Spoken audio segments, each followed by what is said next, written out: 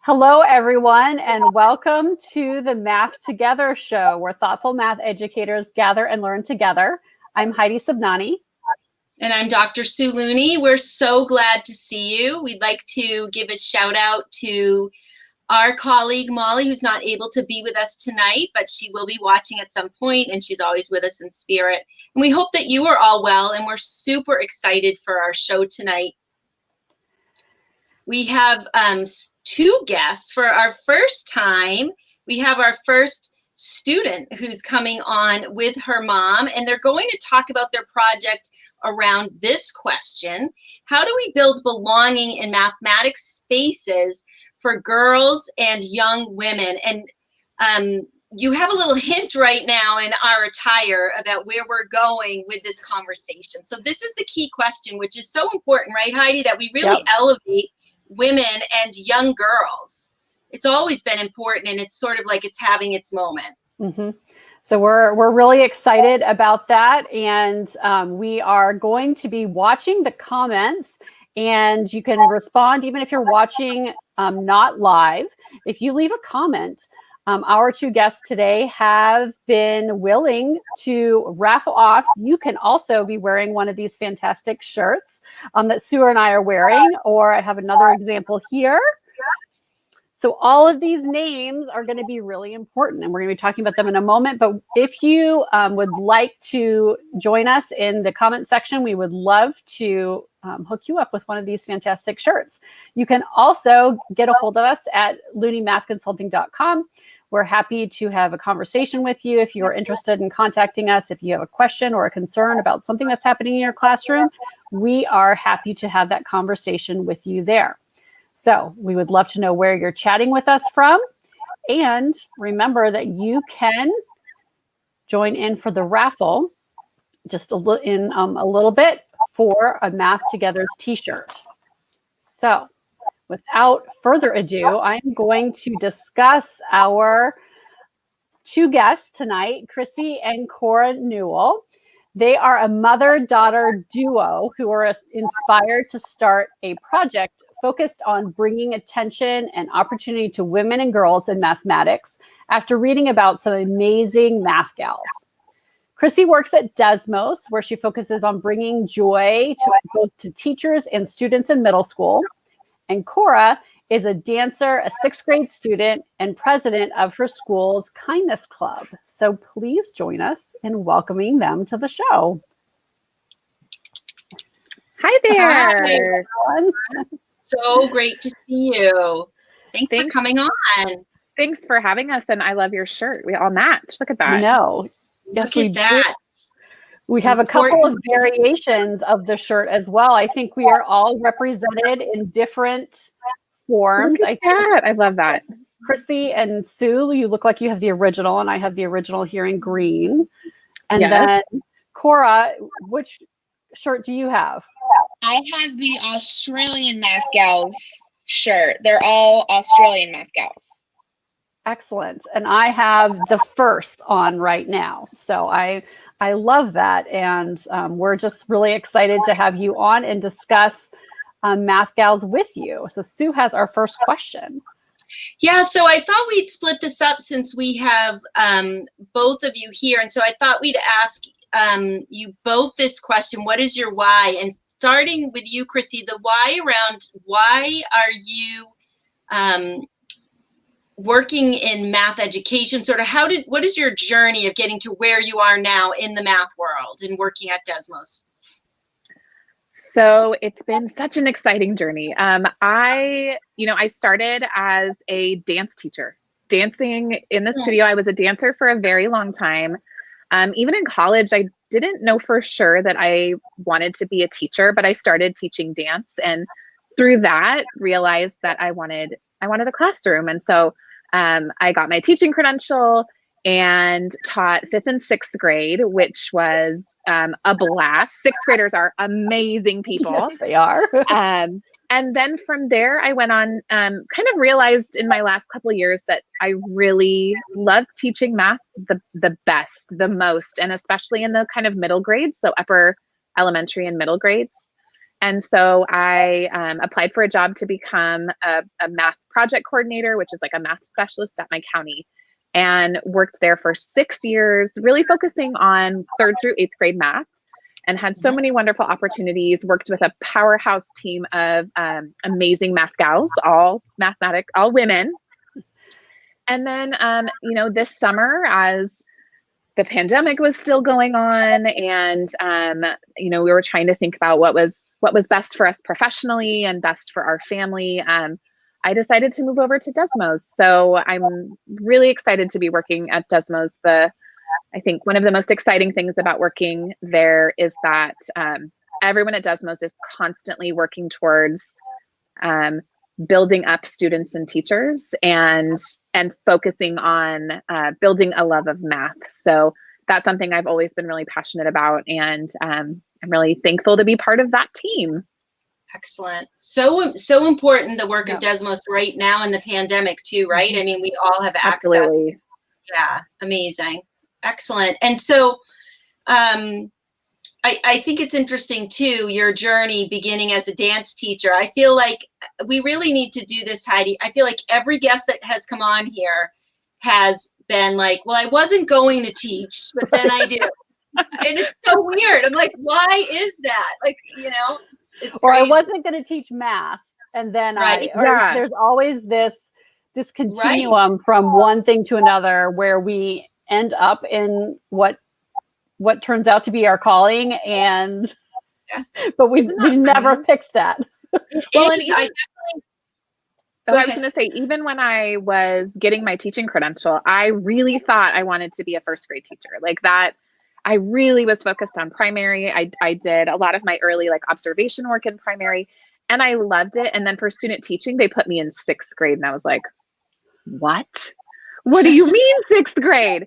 And I ended up loving it, and it just was such a perfect fit. And I think this age, as both a teacher and a parent, is both like a challenge and a joy for so many reasons. And and then the mathematics part, I think, came out of a lot of really wonderful experiences I got to have with colleagues and other, attending conferences and transitioning to new standards. That was a big part of my teaching. And so, so here we are. Here I am. So here we are. Awesome. And so, Cora, for you, the reason we are sharing your story today is about the hashtag Math Gals, the Math Gals movement. And so maybe you could tell us sort of what is Math Gals and why? Why did this come about? Well, I guess it was when I found out that girls and women weren't getting the same mathematic education as men. It was really just made me want to go and spread the word and honor those women and hopefully inspire other women and girls to go and learn math and get more into it. And then it's really inspired me to work more towards achieving and succeeding more in my math and just Math Gals.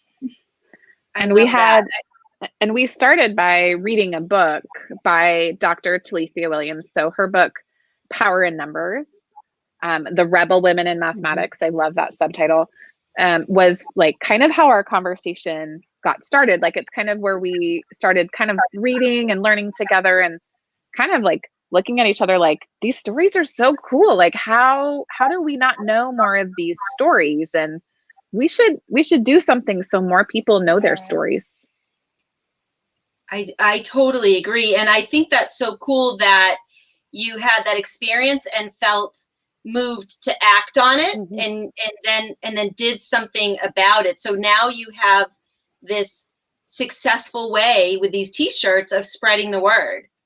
Now, when I bet this happens to you, when I put this shirt on, people have to talk to me, right? It sparks conversation. Yes, that's the goal. Someone asked her if they were all hurricanes. Yeah, that was one of my favorite ones because they were all I was like, metaphorically, yes, actually, right, but not really. Yeah, I mean, I think we originally made 2 shirts, one for Cora, one for me, and we started wearing them, and people were like, we've been asked all sorts of things. Like, Oh, are those yeah. all your children? I was like, no, I have not. These are not all my children. There was one time I think we were at the NCTM conference in San Diego, and our math conference was happening at the same time as a medical conference of some kind. And so we ran into a group of doctors who thought they were all like female doctors, which would have been great as well. But yeah, lots of conversation. And it's funny, I don't know if you noticed this about when you wear it, but sometimes people will like pretend they're not looking, like, but they're wondering, they're wondering. Yes. Yeah. Yeah. That's when you say, "Oh, do you like my shirt?" Right? Because now we can let me open tell you the about it. conversation. Cora, do you have, of the women on the shirts, is there somebody that you would like to talk about? Is there a particular story that really resonated with you as you began to learn them, or do you just love all of them? I just loved all of them because, all of these women's stories were tucked away in all of these different books, just like hidden, like nobody knew about them. Right. So, and I guess Katherine Johnson's story really speaks out to me kind of out of the more, because I really love all of them, but she was just, wow. Yeah. She really inspired me in so many different ways. Excellent. I love it. We have at our house too. So I have the same reaction when I wear the shirt out and people will ask. Occasionally, if someone has done some reading in history, they'll have the hypothesis and then they'll think about, okay, well, what are some other possible options? But I think some favorites in my house are Ada Lovelace and maybe Sophie Germain. I have some picture books around them. And so that was... I made both of my children for part of homeschool this year. We read all sorts of books on mathematicians to start off and learn and did some research around it because I think it is that critical piece of how we see ourselves as mathematicians and whether or not we're reflected in mathematics. And I think that's just such a cool way to bring it about and to have students think about it in a really different way. And sorry, Sue. I think for me also, like I have, and I know Cora does too, this math gal's lens on like everything we read and see. And so there was a story, I think it was right at the beginning of this, maybe it was in January. I don't know, where has this year gone? I know. But there was a great article about this woman, Diana Ma, who I didn't know about, and she is a statistician for the NBA. And so like I was like, I didn't even know that was a thing, but like check out that math gal. And she had this amazing story about how she uses statistics to analyze plays and improve players' performance and efficiency. And but it's funny because I have that math gal's lens, I'm like, oh, it's a math gal. Let's learn her story. And so it's pretty cool. It's like a quest. Yeah, absolutely. Yeah. So I think this can lead us into our key question, Heidi. But what I was thinking about, Cora, was when you said, like, I think you said these stories are tucked away, they're hidden. And I guess, like, we really do have to wonder how we got here in society. Like, why is that? And so we have the need to elevate those stories, which kind of ties into what we want to talk about next. Yeah, so our major question is, so how do we work on building belonging in mathematics spaces for girls and young women? And that's, I mean, something that's really important as an organization full of women in ourselves. And then we have daughters and we have students who we want to succeed in this space. So what are your thoughts about how we build that sense of belonging? So, I first just want to say that when this all started and when I was doing research on, what do we know about how girls and women experience mathematics and sort of the STEM pipeline, this idea of sense of belonging kept coming back. So sense of belonging wasn't something that was initially on my radar, but it turns out that it's one of the biggest reasons why we have a smaller number of women in STEM fields than men, why women drop out of STEM majors and STEM fields at a much higher rate than men do. And a lot of it is about not feeling like you belong. And so this became sort of the chorus of everything that has become Math Gals is starting from when students are very young. How do we give all girls the message from a very young age that you belong in math spaces, you belong in a place where you can be challenged in math, where you can succeed, where you can fail and move forward. And so, you know, a lot of that has to do with breaking down stereotypes of, you know, these ideas that boys are inherently better at math or more interested in math than girls are. When in reality, we know that's not true. So I think some of like what has come up for us about building belonging, one thing is knowing that there are other women out there that have achieved in mathematics or are making strides in mathematics. So recognizing those role models and constantly telling their stories, which really is what Math Gals is all about. But that builds belonging because it helps girls see themselves in those fields and in those places. And so that's sort of the first place we can work on building belonging. Another place, and this actually came up in an article I read this week as part of a reading group we're doing at Desmos, and it was specifically about Black girls in mathematics. This idea of in education as teachers, having and maintaining high expectations for all of our students, especially girls and especially girls of color, and really thinking about how, you know, our expectations of girls should be just as high as our expectations of boys in mathematics. And that is so important for communicating to them that they belong in that space. And so that was something that really stood out to me, is just how kind of the landscape around math education needs to sort of like take a step back and invite girls into that space specifically. That's a really interesting thing to think about, because what it raises in my mind is this idea of implicit bias, and that the adults in the classrooms that are teaching the students might not realize, but do you have a bias? Do you call on boys more often? Do you ask higher level questions of the boys? How much, you know, what is the percentage of young girls in, you know, the calculus class full of seniors in AP Calc? Like, what's going on, and what kind of bias have teachers, even teachers of mathematics, brought to the table? I know when I was in high school, math always came easy to me. I loved it, and then I was on a track, and it wasn't called AP at the time because I'm old, but it was level 1. I was in level 1, and lots of stereotypes going on in terms of who was in that classroom. There were only about 14 of us, and I was one of the girls. And I eventually dropped out because it was just so difficult to be a girl in that room, and I was really made to believe that I didn't belong in there. And at one point, I confided in another teacher that I feel like my teacher doesn't like girls. And he told her, and in front of the whole class, she said to me, "But I don't like girls, right, Susan? I don't like girls." And I dropped out. I dropped down to the next level. I completely stopped in that track. So there was a bias. This was a long time ago. She's long since gone. She was old at the time.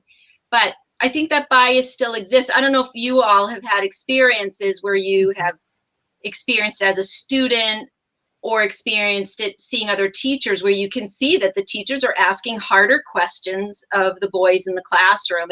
And I think we have to hold up a mirror to that. Yeah, absolutely. And something as a teacher that really struck me was I actually had in one of my observations with a coach who was really wonderful. We were, I asked her to just take note of who I was calling on, just to help me sort of reflect on who I was calling on. And at the end of this lesson, I had called on, mostly boys. And it wasn't like, it was nothing I had done intentionally, but it was sort of this like implicit bias that I had called mostly on boys. And that was really eye-opening for me, that, even in my sort of like random calling or, however I was eliciting student responses, that it was mostly the voices of the boys in the classroom. And so for me as a teacher, that was really eye-opening. What about you, Cora? In fourth grade, I think even today, my teacher, she didn't call on any girls today with math. And like she just like looked right past them to the boy behind them or next to them.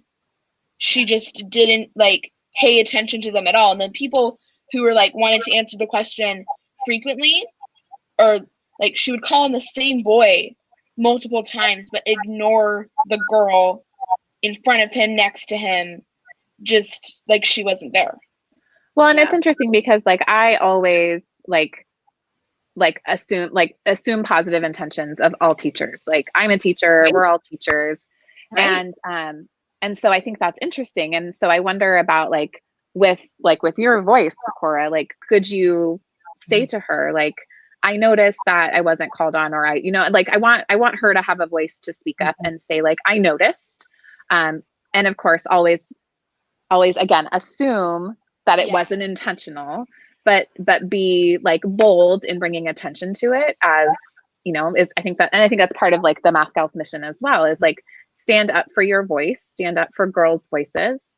And I think I know how eye-opening it was for me as a teacher to hear that. And so to continue in a respectful way to bring that to teachers' attention. And I don't think she meant it at all. It was just, like you said, like that internal like bias that like she didn't know, like it wasn't intentional.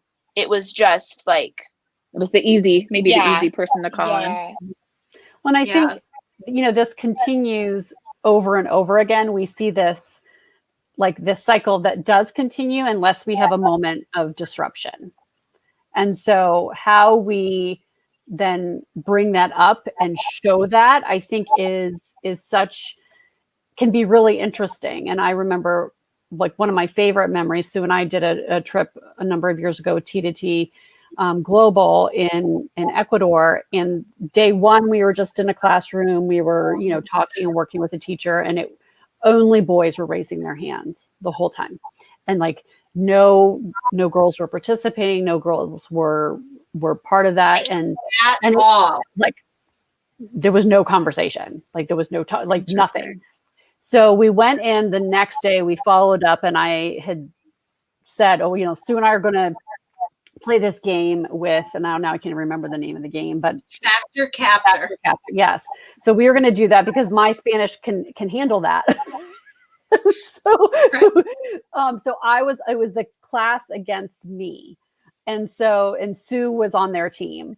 And my favorite picture is a group of girls like down in a huddle with Sue, and all of the boys were sitting around on the outside like, what is happening?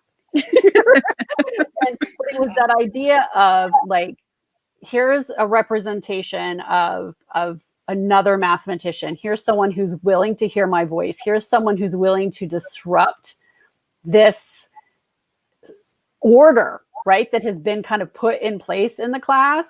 And so I think that is such an interesting piece of it. And the teacher was like, the girls are talking. And we're like, okay, so like, how do we continue that? How do we continue that? How do we continue to have girls' voices heard in ways that they have not been heard before? How do we advocate for that as students, as young people, as women in spaces where we often work with men who may not be used to us advocating for our voices to be heard?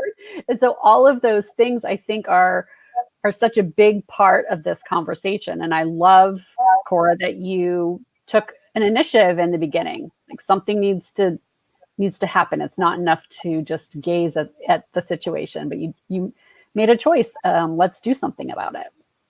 Yeah, and maybe we can just talk for a minute. You really did, and you've had some good success, and so you've created a piece of work. We might even call it a piece. I was going to say a conversation piece, but it feels a bit, it's art. I almost said a piece of art. I just feel like I don't have the right word for it, because of course it's a t-shirt, but you've created this piece for conversation to open up the dialogue that women have a place here.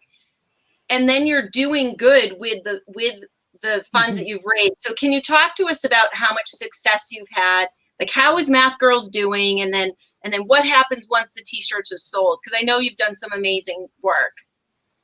So when we said we started out, it was 2 t-shirts, and then people started saying like, hey, where'd you get that shirt? In fact, Heidi, I think maybe you were one of the first people when I posted a picture of Cora wearing the shirt to be like, that's awesome, but wait a second, I want one of those. Yes. And we so have at least 4 in this house, I think, between my daughter who wanted, I think we went purple first and then pink was needed. And yeah. Absolutely. So that was August of 2018.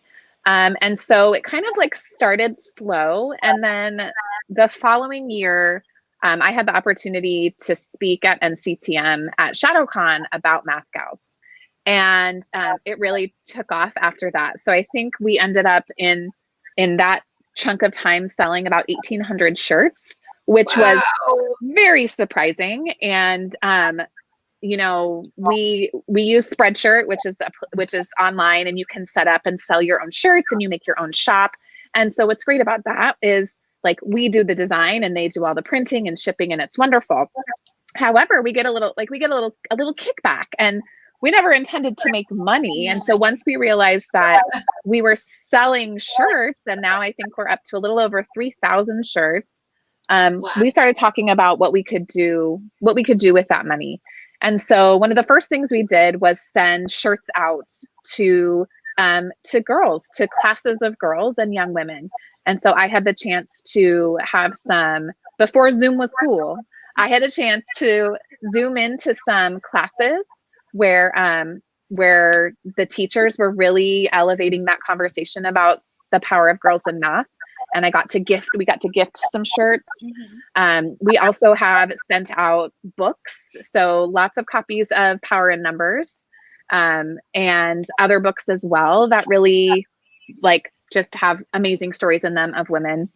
And now we're starting to think about other ways we might support like school-based like clubs or groups that are having these conversations. Today I got to be a guest at the first Math Gals meeting of a group of 4th grade students across 12 different schools in Pasadena here in California. And I got to speak to them today. And so hundreds of girls.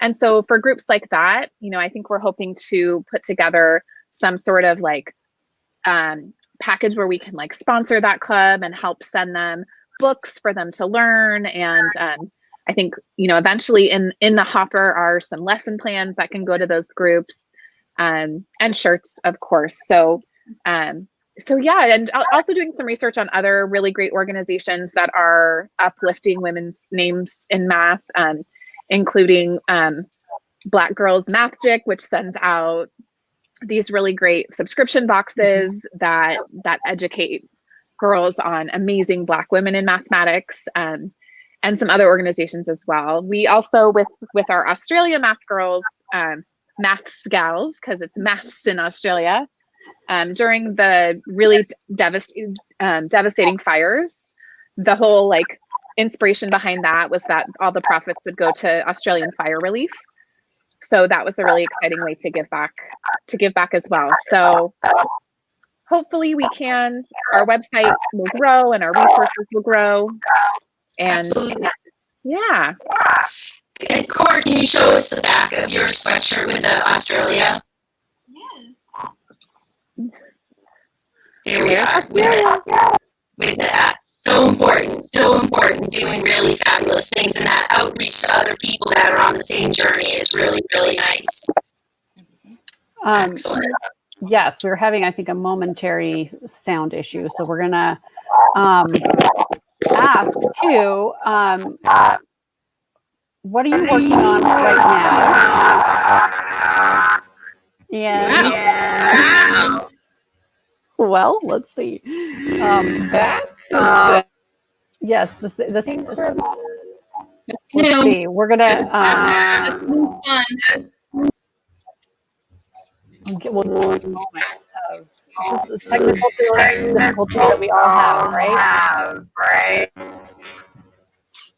Monsters. I think Let's see, Heidi. Everybody. Okay. We'll just dance.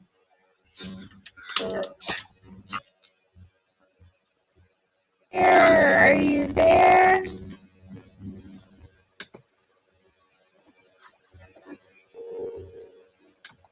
We can't hear you. We probably need to wrap. Thank you.